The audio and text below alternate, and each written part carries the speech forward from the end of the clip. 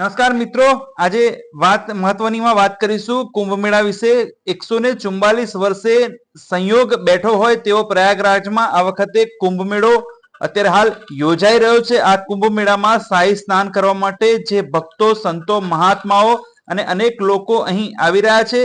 હાલ જે આજની તારીખ સુધીમાં 10 કરોડ લોકોએ અહીં સ્નાન કરી ચૂક્યા છે।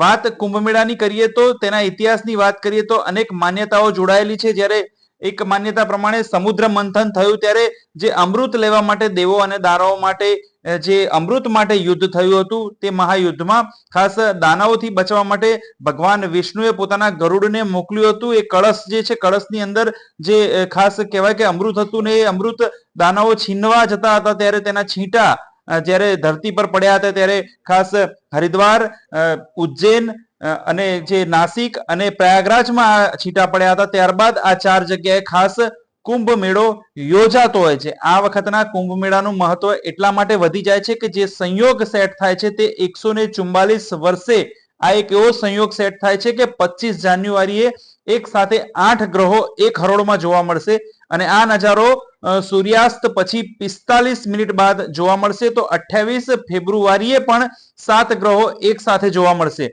હાલ આજની તારીખ સુધીમાં 10 કરોડ લોકોએ આ કુંભ મેળામાં સ્નાન કરી ચૂક્યા છે।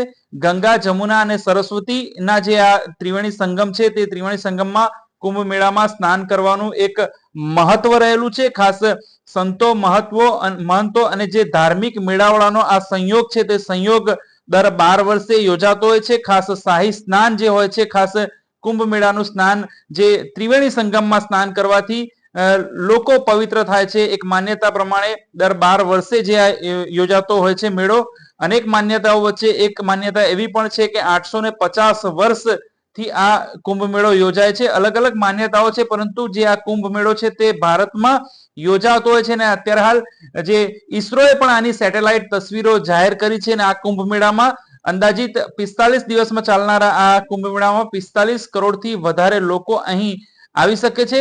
હાલ આ કુંભ મેળાનું આયોજન જે પ્રયાગરાજમાં થયું છે ને અત્યારે હાલ દેશ વિદેશથી અહીં લોકો આ ધાર્મિક જે કુંભ મેળાના દર્શન કરવા અને જે સ્નાન કરવા માટે આવતા હોય છે। ત્યારે પ્રયાગરાજમાં જે આ વખતનો ખાસ કુંભ મેળો યોજાઈ રહ્યો છે તે એટલા માટે મહત્વનો ગણવામાં આવે છે કારણ કે 144 વર્ષ બાદ આ સંયોગ સેટ થાય છે અને આવા કુંભ મેળાનો લાભ લેવા, આવા ત્રિવેણી સંગમનો લાભ લેવા માટે અવશ્ય જવું જોઈએ।